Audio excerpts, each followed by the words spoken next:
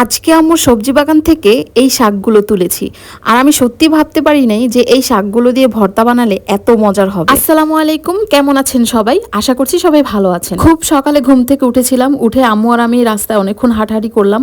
হাঁটাহাঁটি করার পরে এই শাকগুলো আমার চোখে পড়ে। ঠিক তখনই ভাবলাম এগুলো আমি তুলবো, তুলে যে কোনো একটা ভর্তা করব, যেহেতু বাসায় খুদের চাল আছে। আর এই খুদের চালগুলো আমাকে কাকি দিয়েছিল, কারণ কাকি জানে আমি বাসায় প্রায় খুদের ভাত রান্না করে খাই, সাথে অনেক ধরনের ভর্তা থাকে। কথা বলতে বলতে আমি এখানে থানকুনি পাতা ছিল আর বন ধনিয়া পাতা ছিল, এগুলো সুন্দর করে তুলে নিলাম। গ্রামের এই সকালবেলা শান্ত পরিবেশে শাক তুলতে কেন জানি আমার খুবই খুবই ভালো লাগে। দেখেন মাত্র সূর্যটা কেবল টকবগিয়ে উঠতেছিল, ওটাও আমি একটু ভিডিও করলাম, কারণ খুবই সকালে উঠেছি। এরপরে দেখেন আমার আম্মু খুব যত্ন করে এখানে কলমি শাক আর হাসি শাক দুইটাই লাগাইছিল।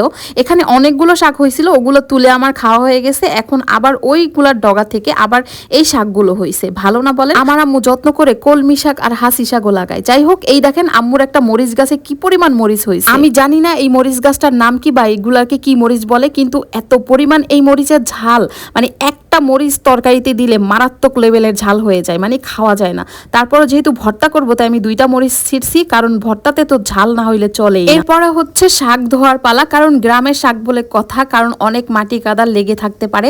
আমি শাকগুলোকে হাত দিয়ে ডলে ডলে খুব সুন্দর করে 3 থেকে 4 বারের মতন ধুইছিলাম। ধুয়ে সুন্দর করে শাকটাকে জাস্ট হালকা একটু তেল দিয়ে ভেজে নিচ্ছি, বেশি একটা ভাজবো না। এরপরে হচ্ছে ভর্তা বানানোর জন্য যা যা লাগে সবকিছু আমি সুন্দর করে রেডি করে রাখছি, আম্মু এসে ভর্তাটা বানাবে। এদিকে আম্মু খুদের চাল ভাতটা রান্না করে তারপর খুদের চালগুলো সুন্দর করে এভাবে বাগার দেয়। এটা হচ্ছে মানে দেশের রান্নার স্টাইল, আর আমি হচ্ছে রান্না করি একবারে বসাই দিই। যাই হোক, আম্মুকে অনেক রিকোয়েস্ট করে ভর্তা বানাইতে বসাইছি, কারণ আম্মুর হাতের ভর্তা এত এত মজা হয়, এটা আমি সবাইকে না খাওয়াইলে মনে হয় বিশ্বাস করাইতে পারবো না। সত্যি মায়ের হাতের রান্না, মায়ের হাতের ভর্তাগুলো এত মজা হয় কেন, কেউ কি বলতে পারবেন?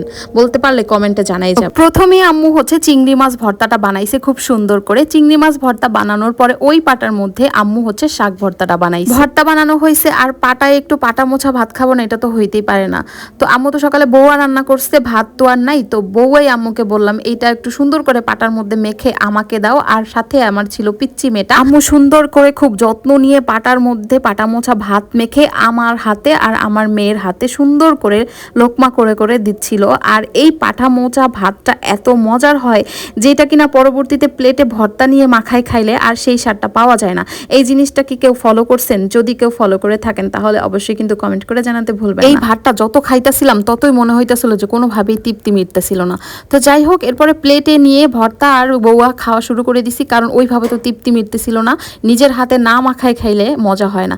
তো এখানে একটা কথা বলি, ঢাকার যে খুদের চালগুলো আমরা রান্না করি ওইটা চিকুন চালের, যার জন্য ওটা রান্না করলে সুন্দর হয়। আর এটা হচ্ছে গ্রামের মোটা চাল, মানে লাল চালের খুদের চাল। তো ওইটা আমাকে কাকি দিছিল, এর জন্য রান্না করার পরে একটু আঠালো টাইপের হয়ে গেছিল, কিন্তু এটাও খেতে এত স্বাদ ছিল। ভর্তা ভাত হোক আর বউয়া ভাত হোক, কার কার খুব পছন্দ অবশ্যই কিন্তু কমেন্ট করে জানাতে ভুলবেন না।